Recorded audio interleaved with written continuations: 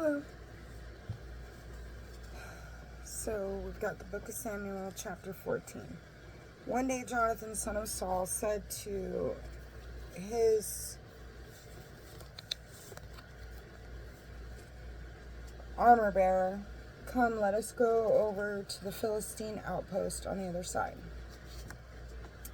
But he did not inform his father. Saul was sitting under the pomegranate tree in Migron on the outskirts of Gibeah. With him were about 600 men. Ahijah, son of Ahitub, brother of Ichabod, the son of Phinehas, son of Eli, the priest of the Lord at Shiloh, was wearing the ephod. Nor did the soldiers know that Jonathan had gone. Flanking the ravine through which Jonathan intended to cross to the Philistine outpost were rocky crags on each side, one named Bozez and the other Semei. One crag was to the north toward Michmash, the other to the south toward Jeba. Jonathan said to his armor bearer, "Come, let us go over to that outpost of the uncircumcised. Perhaps the Lord will help us, because it is no more difficult for the Lord to grant victory by means of a few than it is by means of many." His armor bearer replied, "Do whatever you think best. I am with you in whatever you decide." Jonathan continued, "When we cross over to those men, we will be visible to them. If they say to us, 'Stay there until we come to you,' we will stop where we are. We will not go up to them. But if they say, 'Come up to us,' we will go up, because the Lord has delivered them into our hand. That will be our sign." When the two of them came into the view of the Philistine outpost, the Philistines remarked, "Look, some Hebrews are coming out of the holes where they have been hiding." The men at the outpost called to Jonathan and his armor bearer. "Come up here," they said, "and he will teach you a lesson." So Jonathan said to his armor bearer, "Climb up after me, for the Lord has delivered them into the hand of Israel." Jonathan clambered up with his armor bearer behind him. As the Philistines fell before Jonathan, his armor bearer who followed him would finish them off. In the first attack, Jonathan and his armor bearer killed about 20 men within half a furlong. Then terror spread through the camp and the countryside, and all the soldiers in the outpost and in the raiding parties shuddered in terror. The earth shook with an awesome shuddering.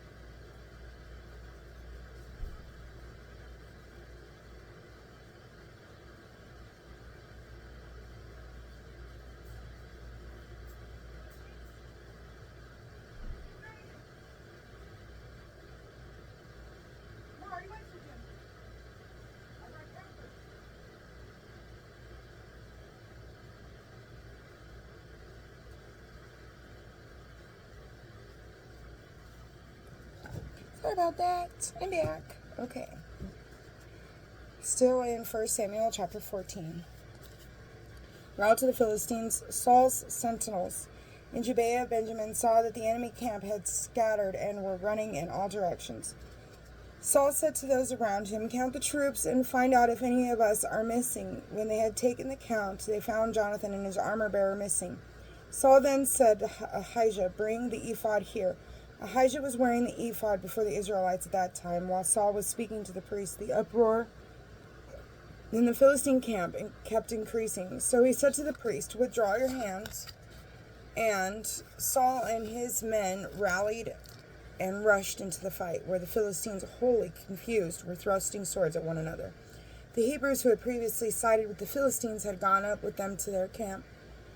turned to join the Israelites under Saul and Jonathan. Likewise, all the Israelites who were hiding in the hill country of Ephraim, hearing that the Philistines were fleeing, kept after them in the battle. Thus the Lord saved Israel that day.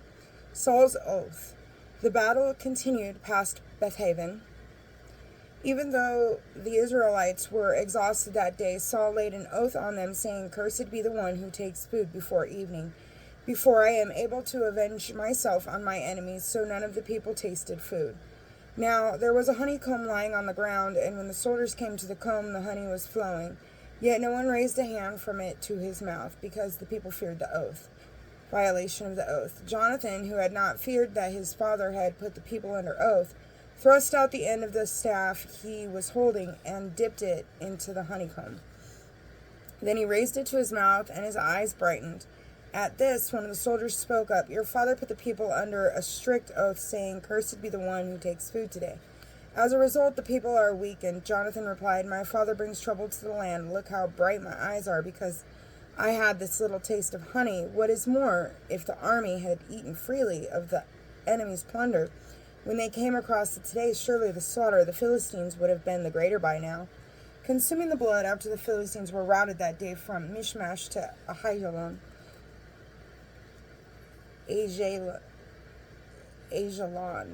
the people were completely exhausted, so the army pounced unto the plunder and took sheep, oxen, and calves, slaughtering them on the ground and eating the meat with the blood in it. Informed that the army was sinning against the Lord by eating the meat with blood in it, Saul said, "You have broken faith. Roll a large stone here for me." He continued, "Mingle with the people and tell each of them, 'Bring an ox or sheep to me. Slaughter them here and then eat. But you must not sin against the Lord by eating meat with blood in it.'" So that night they all brought whatever oxen they had seized and then slaughtered them there. And Saul built an altar to the Lord. This was the first time he built an altar to the Lord, Jonathan in danger of death. Then Saul said, "Let us go down in pursuit of the Philistines by night to plunder them until daybreak, and leave no one alive." They replied, "Do what you think best." But the priest said, "Let us consult God." So Saul inquired of God, "Shall I go down in pursuit of the Philistines? Will you deliver them into the hand of Israel?"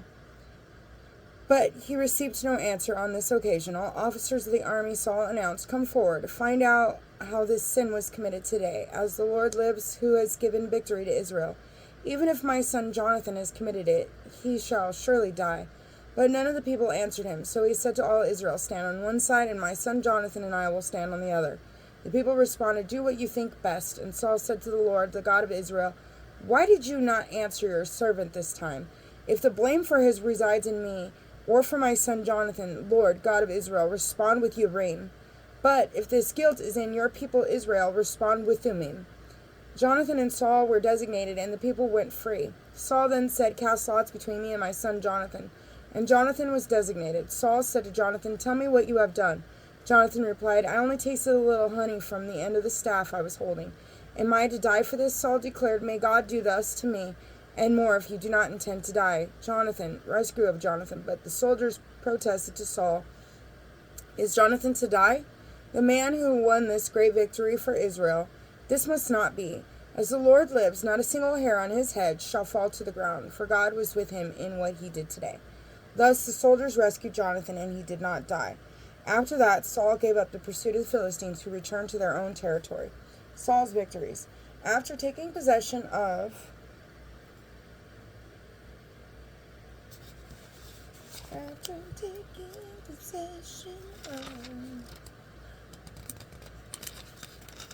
the kingship over Israel, Saul waged war on its enemies all around Moab, the Ammonites, Edom, the kings of Zobah, and the Philistines. Wherever he turned, he was successful and fought bravely. He defeated Amalek and delivered Israel from the hand of those who were plundering them.